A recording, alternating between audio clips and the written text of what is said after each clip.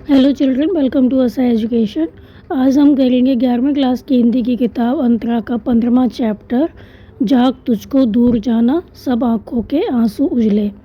ये महादेवी वर्मा जी के द्वारा लिखित कविता है। तो आइए देखते हैं कि इसका अर्थ क्या होगा। तो पहले हम करेंगे जाग तुझको दूर जाना। चिर सजग आँखें उन्नीदी आज कैसा व्यस्त बाना, जाग तुझको दूर जाना। अचल हिमगिरी के हृदय में आज चाहे कंपन होले, या प्रलय के आंसुओं में मौन अलसित व्योम रोले। आज पी आलोक को डोले तिमिर की घोर छाया, जाग कर विद्युत शिखाओं में निठुर तूफान बोले। पर तुझे है नाश पथ पर चिन्ह अपने छोड़ आना, जाग तुझको दूर जाना। तो पहले हम लिखेंगे इसका प्रसंग और संदर्भ। प्रस्तुत पंक्तियाँ हमारी पाठ्यपुस्तक का नाम क्या है? अंतरा। तो अंतरा में संकलित गीत जाग तुझको दूर जाना से ली गई हैं या उद्धृत है। तो यह गीत महादेवी वर्मा द्वारा लिखा गया है। इस गीत के माध्यम से कवित्री मानव को निरंतर आगे बढ़ने की प्रेरणा देती हैं, आगे बढ़ने के लिए प्रेरित करती हैं। अब हम देखते हैं कि इसका अर्थ क्या होगा, इसकी व्याख्या क्या होगी। तो महादेवी वर्मा जी क्या कहती हैं? चिर सजग आंखें उन्नीदी आज कैसा व्यस्त बहाना, जाग तुझको दूर जाना। तो कवित्री क्या कहती हैं कि हे मानव, तुम नींद को त्याग कर जाग जाओ, जागृत हो जाओ, क्योंकि तुम्हारी मंजिल अभी बहुत दूर है। इस मंजिल को पाने के लिए तुम्हें निरंतर सचेत और जागरूक बने रहना है, परंतु तुम्हारी आंखों में तो अभी भी नींद छाई हुई है। चिर सजग आंखें उन्नीदी, तुम्हारी आंखें कैसी हैं? उन्नीदी हैं, मतलब इनमें नींद छाई हुई है। आज कैसा व्यस्त बहाना, और तुम्हारी वेशभूषा, तुम्हारा जो बहाना है, वेशभूषा है, वो भी उचित नहीं है। तुम अभी से थक गए हो तो तुम्हें मंजिल कैसे प्राप्त होगी। तो जाग तुझको दूर जाना, इसलिए तुम्हें जागना ही होगा। तो तुम क्या करो? जाग जाओ, क्योंकि तुम्हारी मंजिल अभी बहुत दूर है और तुम नींद को त्याग दो, और अपनी मंजिल को पाने के लिए तुम्हें निरंतर सचेत और जागरूक बने रहना है। परंतु अभी भी तुम्हारी आंखों में नींद छाई हुई है।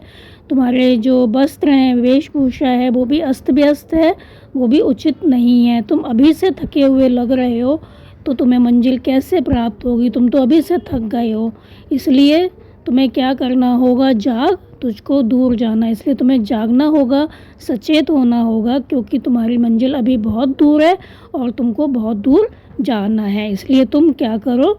जाग जाओ, तुम्हें जागना ही होगा। आगे कवित्री कहती हैं, अचल हिमगिर के हृदय में आज चाहे कंपन होले, या प्रलय के आंसुओं में मौन अलसित व्योम रोले।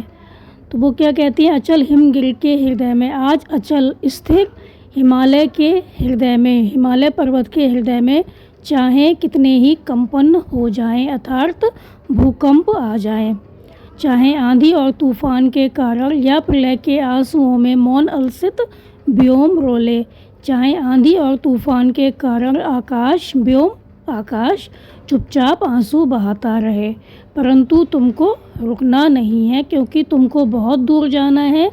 इसलिए तुम्हें निरंतर जागरूक और सचेत रहना है, इसी में ही तुम्हारा जीवन है।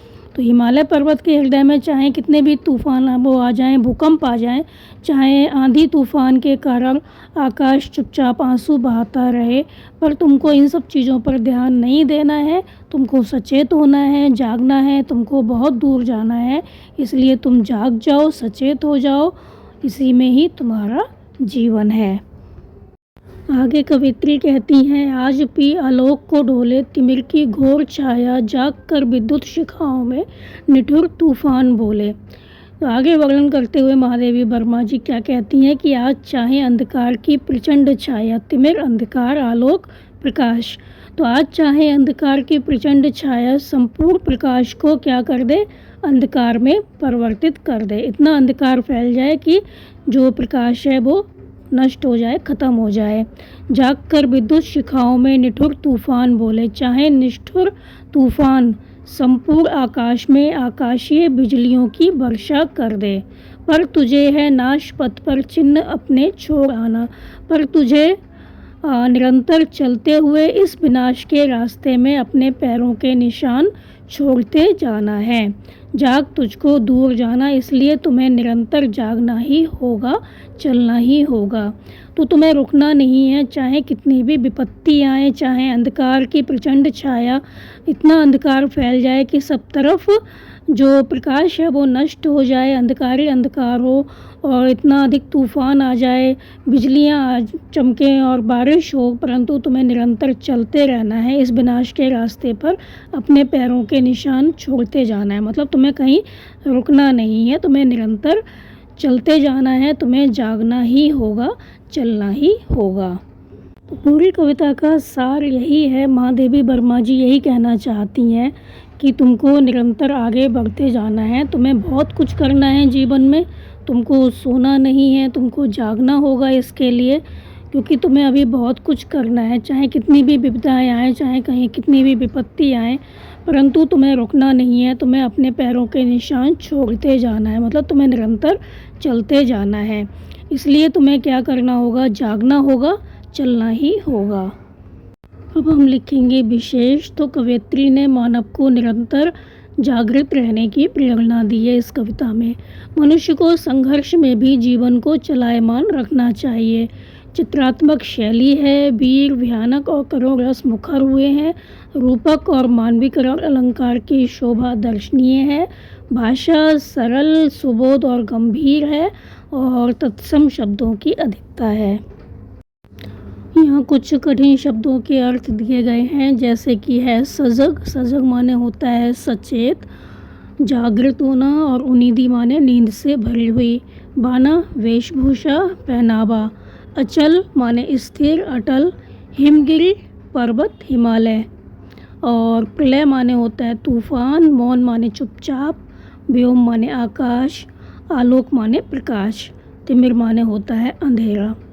तो ये था एक खंड का अर्थ और व्याख्या। उम्मीद है आपको समझ में आई होगी। अगर आपको समझ में आई हो तो आप हमारे चैनल को लाइक कीजिए, सब्सक्राइब कीजिए और शेयर करना बिल्कुल मत भूला करिए। इससे अगले हम करवाएंगे आपको अगली वीडियो में। तो आप इस अर्थ को अच्छे से समझकर याद कर लीजिए। Thank you.